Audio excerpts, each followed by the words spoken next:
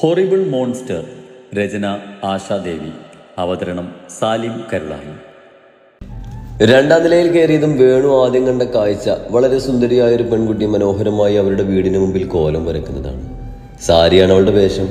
നെറ്റിയിൽ ചെറിയ പൊട്ടും സീമന്തരേഖയിൽ കട്ടിയിൽ സിന്ദൂരവും തൊട്ടിട്ടുണ്ട്. ഈറൻ മാറാത്ത തലയിൽ ഒരു തോർത്തും കെട്ടിവെച്ചിട്ടുണ്ട്. അവരെ കണ്ടതും കോലമിടൽ നിർത്തി അവൾ എഴുന്നേറ്റ് നിന്നു. കുട്ടി, ഞങ്ങളിവിടെ. ഗീത പറഞ്ഞു വന്നതും മറ്റൊരു ശബ്ദം അവിടെ ഉയർന്നു. യാരത്? ചോദ്യവുമായി വീടിനുള്ളിൽ നിന്നും ഇറങ്ങി വരുന്ന സുന്ദരനായ ചെറുപ്പക്കാരനെ കണ്ട് ലച്ചുവിൻ്റെ ഉള്ളിലെ കോഴിക്കുഞ്ഞുങ്ങളോടൊന്നും അവൾ അവനെ നോക്കി വെള്ളമിറക്കി. ഉറച്ച ശരീരവും നല്ല ഗ്ലാമറുമുള്ള ഒരു പൂച്ചക്കണ്ണൻ, ജീൻസും ഇഞ്ച് ചെയ്ത ഷർട്ടും ഒക്കെ ഇട്ട് ഓഫീസിലേക്ക് പോകും പോലെ ഒരുങ്ങിയാണ് നിൽപ്പ്. നില, യാരിവങ്കേ? ഒരു ചോദ്യം പോലെ അവൻ ചോദിച്ചതും ആ അവസ്ഥയിലും നിലയൊന്ന് വിറച്ചുപോയി. സായി പതി അവളുടെ കയ്യിലൊന്ന് തോണ്ടി. തെരിയാത്, അവൾ പതിഞ്ഞ സ്വരത്തിൽ പറഞ്ഞതും അവളുടെ ഭർത്താവാണ് അവനെന്ന് വേണുവിന് മനസ്സിലായി. മോനെ, ഞങ്ങൾ കേരളത്തിൽ നിന്ന് വന്നതാണ്. ഈ സൂര്യനാരായണൻ? ഗീതയാണെന്ന് ചോദിച്ചത്. ഓ, നിങ്ങൾ മലയാളികളാണോ? ദേ ആ അറ്റത്ത് കാണുന്നതാ സൂര്യയുടെ വീട്. അവൻ സൗഹൃദപൂർവ്വം പറഞ്ഞതും ലച്ചുവും കണ്ണുകൾ വിടർത്തി. മലയാളിയാണോ? അവൾ അത്ഭുതത്തോടെ ചോദിച്ചു പോയി. അല്ല, മലയാളം അറിയാം. ഒറ്റ വാക്കിൽ അവനും ഉത്തരമൊതുക്കി. ശരി മോനെ, പിന്നെ കാണാം. ആകെ ക്ഷീണ, ഞാൻ വീട്ടിലേക്ക് കയറട്ടെ. വേണു പറഞ്ഞതും അവനും ചിരിയോടെ തലയാട്ടി. അവര് പോയതും നിലയുടെ ഇടുപ്പിൽ പിടിച്ച് അവൻ അവളെ പൊക്കിയെടുത്ത് അകത്തേക്ക് കയറി കഥ കടച്ചു.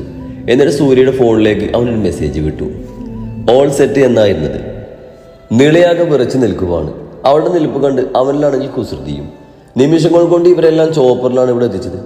സൂര്യ ചന്തുവിന് ചോപ്പറിൽ കയറാനുള്ള പേടി കൊണ്ട് ഈ അവസ്ഥയിലും അവളെ നിർബന്ധിക്കാൻ കഴിയാതെയാണ് കാറിൽ യാത്ര ചെയ്തത്. എന്നാച്ചു കണ്ണേ, ഉന്നെ ഇപ്പിടി പാക്കുമ്പോത് എനിക്ക് എന്നമോ?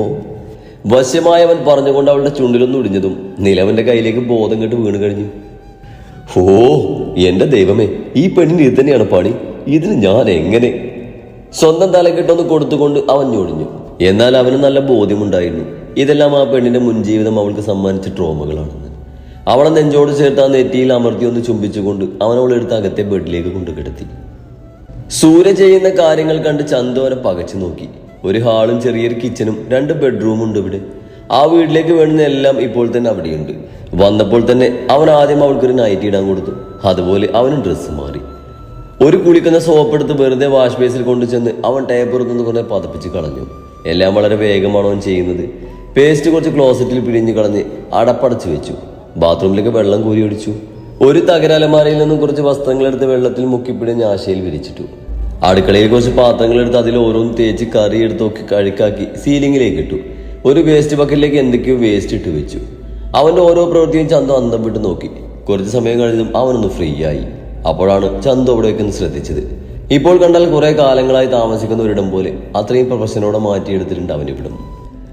ഉപയോഗിച്ച് പാതിയായ പേസ്റ്റ്, അതുപോലെ സോപ്പ്, കഴുകി വിരിച്ചിട്ട വസ്ത്രങ്ങൾ, അങ്ങനെ ഓരോന്നും അവൾ അന്തം വിട്ട് നോക്കി നിന്നു. ഇപ്പോൾ അവൻ പഴയ സൂര്യയാണ്. കൈലിയും ബനിയനും ഇട്ട് എണ്ണ തേച്ച് മുടിയൊതുക്കി കണ്ണിൽ പാവത്തരം നിറച്ചു നിൽക്കുന്നുണ്ട്. അവനെ കണ്ട് ചന്തുവിന് ചിരി വന്നു പോയി. ആ മാൻഷനിലുള്ളവരൊക്കെ അവിടെ പല വേഷത്തിലും രൂപത്തിലും ഭാവത്തിലൊക്കെ ഉണ്ടെന്ന് അവൾ ഓർത്തു. അതിനേക്കാളൊക്കെ അവളെ ഞെട്ടിച്ചത് ഇത്ര കുറഞ്ഞ സമയം കൊണ്ട് എങ്ങനെ ഇതൊക്കെ സെറ്റ് ചെയ്തു എന്നതാണ്. വീട്ടിലുണ്ടാക്കിയെടുത്തതുപോലെ ഉപ്പുമാവും ചായയും പഴവും ഒക്കെ ഉണ്ട് അവിടെ. ഫ്രിഡ്ജിൽ പോലും കുറെ സാധനങ്ങളുണ്ട്. ആര് കണ്ടാൽ താമസം തുടങ്ങി വെച്ച പുതിയൊരിടമായി തോന്നില്ല. മാസങ്ങളായി ആളുകൾ താമസിച്ചു വന്നിരിടം പോലെ അവിടെ മാറ്റിയിട്ടുണ്ട്. അവൾ ചിന്തിച്ചിരുന്ന സമയം തന്നെ അവരുടെ വാതിലിൽ മുട്ടുകേട്ടു. ചന്തു പതിയെ ചെന്ന് കതക് തുറന്നതും ലച്ചുവളുടെ മുന്നിലേക്ക് ചാടി വീണു. ചന്തൂസ്, ഞാൻ വന്നു. ലച്ചുവിന്റെ കൂവൽ കേട്ട് സൂര്യയും എഴുന്നേറ്റ് വന്നു. അച്ഛനെയും അമ്മയെയും കണ്ടതും ചന്തുവിന്റെ മിഴികൾ നിറഞ്ഞു. ആ സമയം സൂര്യയുടെ കണ്ണുകൾ കുറുകി. ഇതുവരെ അവൻ കണ്ടിരുന്ന ചന്തുവായിരുന്നില്ല അവളപ്പോൾ. അച്ഛനെയും അമ്മയെയും കണ്ടപ്പോഴേക്കും അവൾക്ക് അതുവരെ താൻ അനുഭവിച്ച സംഘർഷങ്ങളിൽ നിന്നെല്ലാം ഒരു അയവ് വന്നതുപോലെ തോന്നി. അവരെ കെട്ടിപ്പിടിച്ച് വിങ്ങി കരഞ്ഞു പോയവൾ. സ്നേഹത്തോടെ അവളുടെ അമ്മ അവളെ ചേർത്ത് പിടിച്ചു. അവളുടെ അച്ഛനും ലച്ചുവും ഒക്കെ സന്തോഷത്തോടെ കണ്ണു തുടച്ചു. എന്നാൽ സൂര്യ അവളുടെ പ്രവൃത്തിയിൽ നിന്ന് അസ്വസ്ഥതപ്പെട്ടു. അവൾ അവരോടെല്ലാം തുറന്നു പറയുമോ എന്ന് ആ നിമിഷം അവൻ ഭയപ്പെട്ടു. എല്ലാവരും കയറി വായോ. സന്ദർഭം ഒന്ന് മയപ്പെടുത്താൻ വേണ്ടി സൂര്യ വരാത്തേക്ക് ക്ഷണിച്ചു. സന്തോഷത്തോടെ എല്ലാവരും ഉള്ളിലേക്ക് വന്നു. അവരുടെ കുഞ്ഞു ജീവിതം എടുത്തു കാട്ടുന്ന ആ വീടിനെ അവർ സംതൃപ്തിയോടെ നോക്കി. ചന്തുവിനെ സൂര്യൻ നന്നായി നോക്കുന്നുണ്ടെന്ന് അവർ മനസ്സിൽ കരുതി സന്തോഷിച്ചു.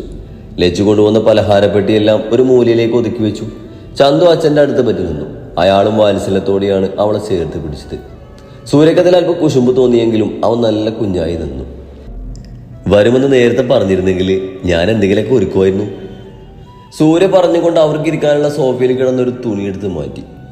അതൊന്നും വേണ്ടടോ, ഇവൾക്ക് വിശേഷണമെന്ന് അറിഞ്ഞപ്പോൾ ഒന്ന് വന്ന് കാണാൻ കൊതിയായി. അതാ പിന്നെ പറയാതെയും കാണാതെയും ഇങ്ങ് വന്നത്. വേണി ചിരിയോടെ പറഞ്ഞു. ലച്ചു ചാടിത്തുള്ളി ചന്തുവിന്റെ വയറിൽ ഓടിച്ചെന്നൊരു മുത്തി. വാവേ, പൊന്നിന് ലച്ചു വന്നടാ, മക്കളെ വേഗം പായോ. അവള് പറയുന്നത് കേട്ട് എല്ലാവരും ചിരിച്ചു. പിന്നീട് അങ്ങോട്ടും ഇങ്ങോട്ടും എല്ലാവരും കൂടി ഒരു മേളായിരുന്നു. ഗീതയും ലച്ചുവും കൂടി അടുക്കള കയ്യേറി. ചന്തുവിന് ഇഷ്ടമുള്ളതൊക്കെ അവര് വേച്ച് വിളമ്പി. വേണുവും സൂര്യയും പുറത്തേക്കൊക്കെ ഒന്ന് ഇറങ്ങി. ആ നഗരം അയാൾക്ക് അല്പമൊക്കെ ഒന്ന് പരിചയപ്പെടുത്തി കൊടുത്തു. ലച്ചു ചന്തുവിനെ കൈവള്ളിയിൽ കൊണ്ടു നടന്നു. ചന്തു ഇപ്പോൾ വളരെ സന്തോഷവതിയാണ്. രാത്രി എല്ലാവരും ഒരുമിച്ചിരുന്ന് ഭക്ഷണം കഴിക്കുവാണ്. ഏട്ടനൊരു കാര്യം അറിഞ്ഞോ? ഒരു ചോറ് വാരി വായിൽ വെച്ചുകൊണ്ട് ലച്ചു ചോദിച്ചതും എല്ലാവരും അവളിലേക്ക് തിരിഞ്ഞു. എന്താ മോളെ? സൂര്യ സൗമ്യമായ ചിരിയോടെ കാര്യം തിരക്കി. അത് ആ വർണ്ണപിശാചില്ലേ, അവൾക്ക് ഏതൊരു വലിയ ഹോസ്പിറ്റലിൽ ജോലി കിട്ടിയെന്ന്. അവള് വലിയ കാര്യം പറയുന്നത് കേട്ട് ചന്തു മുഖം കോട്ടി. ഇതാണിപ്പോ വലിയ കാര്യം, അവളോട് പോവാൻ പറ. ചന്തു അതിനെ പുച്ഛിച്ച് വിട്ടു. കാര്യം അവൾ നേരത്തെ അറിഞ്ഞതാണല്ലോ. ആരെയാണോ താൻ പുച്ഛിച്ച് തള്ളിയത് അയാളുടെ തന്നെ ഹോസ്പിറ്റലിലാണ് താൻ ജോലിക്ക് പോകുന്നതെന്ന് ആ പാവം പറഞ്ഞറിഞ്ഞിട്ടില്ല. അതല്ല, ഇത് വേറൊരു കാര്യ. അവിടെ കല്യാണം ഉറപ്പിച്ചു. അമേരിക്കയിൽ ജോലിയുള്ളൊരു ഡോക്ടറാ വരൻ. ലച്ചു പിന്നെയും ആവേശത്തോടെ പറഞ്ഞു.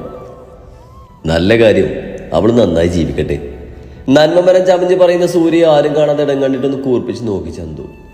എന്റെ ഏട്ടാ, അവളെ കെട്ടാൻ പോകുന്നവനെ അവളുടെ അപ്പനേക്കാൾ പ്രായമുണ്ട്. ഒരു തൈക്കളവൻ, പക്ഷേ ഇട്ടുമൂടാൻ പണുണ്ട്. ലച്ചു അങ്ങനെ പറഞ്ഞതും ചന്തു അയ്യെന്ന പോലെ ലച്ചുവിനെ നോക്കി. മതി, അത് അവരുടെ ജീവിതം, നമുക്കെന്താ? നീ വേഗം കാഴ്ച എഴുന്നേക്കാൻ നോക്ക്. ഗീതാ സംസാരം അവിടെ തടഞ്ഞു. 3 ദിവസം അതിവേഗം കഴിഞ്ഞുപോയി. അതിനിടയിൽ ലച്ചു നിലയുമായി ഒരു സൗഹൃദം ഉണ്ടാക്കിയെടുത്തു. സായി ഒരു കലിപ്പനായിട്ടാണ് ലച്ചു വിലയിരുത്തിക്കുന്നത്. അതിൽ തെറ്റു പറയാനും പറ്റില്ല. അവളെ കാണുമ്പോഴൊക്കെ അവൻ വെറുതെ അതിനെ നോക്കി പേടിപ്പിക്കും. നിള ഇവർക്കെല്ലാം ഇടയിൽ കിടന്ന് നന്നായി കഷ്ടപ്പെടുന്നുണ്ട്. പക്ഷെ ഇപ്പോൾ അവർ മാത്രമുള്ള ഒരു ലോകം അവൾക്ക് ചുറ്റും കുറഞ്ഞതും സായിയെ സ്നേഹിക്കാനും അംഗീകരിക്കാനും അവൾക്ക് സാധിക്കുന്നുണ്ട്. അവന്റെ പ്രണയത്തിന്റെ മായാജാലം കൊണ്ട് അവളവൻ മാറ്റിയെടുത്തു എന്ന് പറയുന്നതാവും ശരി. എങ്കിലും അവനോടുള്ള പേടിക്കും തലചുറ്റി വീഴലിനും ഒരു കുറവില്ല. ബോധം കെട്ട പെണ്ണിന്റെ കൂടെയുള്ള തന്റെ ജീവിതം ഇനിയും ബാക്കിയെന്ന പോലെ അവൻ ഇപ്പോഴും കന്യകനായി തന്നെ തുടരുന്നു. അടുത്തേക്ക് പോയ അപ്പം ബോധം കെടുമ്പുണ്ട്. പാവം അവന്റെ ഒരു വിധി. കല്ല് അത്യാവശ്യം ഉഷാറായി. ആളിപ്പോ സ്കൂളിലൊക്കെ പോയി തുടങ്ങി. സഹപാഠികളും ടീച്ചർമാരും ഒക്കെ അവളെ ചേർത്ത് പിടിക്കാൻ ശ്രമിച്ചു. അത് അവൾക്കൊരു സമാധാനം തന്നെയായിരുന്നു. കല്ലുവിനോടോ ഹീരയോടോ ഉള്ളിൽ കുറ്റബോധം കൊണ്ട് സീത ഇപ്പോൾ സംസാരിക്കാറില്ല. മനസ്സ് മടുത്തതുപോലെ അവരിപ്പോൾ വീടിന് മൂലയിൽ ഒതുങ്ങി. ഹീരയാണ് ഇപ്പോൾ ചിലവൊക്കെ നോക്കുന്നത്. അവൾക്കെന്തോ വലിയ ജോലി കിട്ടിയെന്ന് മാത്രം സീതയ്ക്ക് അറിയാം. ഹീരനെ തിരികെ മുംബൈയിലേക്കില്ലെന്ന് ഉറപ്പിച്ചു. അതുകൊണ്ട് തന്നെ സൂര്യ അവളുടെ ജോലി വീട്ടിൽ നിന്ന് ചെയ്യും വിധം കാര്യങ്ങളൊക്കെ സെറ്റാക്കി കൊടുത്തു. മാസത്തിലൊരിക്കൽ കൂടുന്ന ഓഡിറ്റിങ്ങിന് മാത്രം അവൾ നിർബന്ധമായും വരണമെന്നൊരു കണ്ടീഷൻ അവൻ വെച്ചിരുന്നു. അവരുടെ വീടൊക്കെ ചില നല്ല മനുഷ്യരുടെ ധനസഹായത്തിൽ പുതുക്കി പണിയാൻ ശ്രമിച്ചെങ്കിലും ഹീര അത് വേണ്ടെന്ന് തീർത്ത് പറഞ്ഞു. ടൗണിൽ അത്യാവശ്യം സൗകര്യങ്ങളോട് കൂടിയ വാർത്ത 2 നില വീട് ഹീര സ്വന്തമായി വാങ്ങി. സീത ആളാകെ മാറിപ്പോയി. മക്കളെ ചോദ്യം ചെയ്യാനൊന്നും ഇപ്പോൾ അവർ നിൽക്കാറില്ല.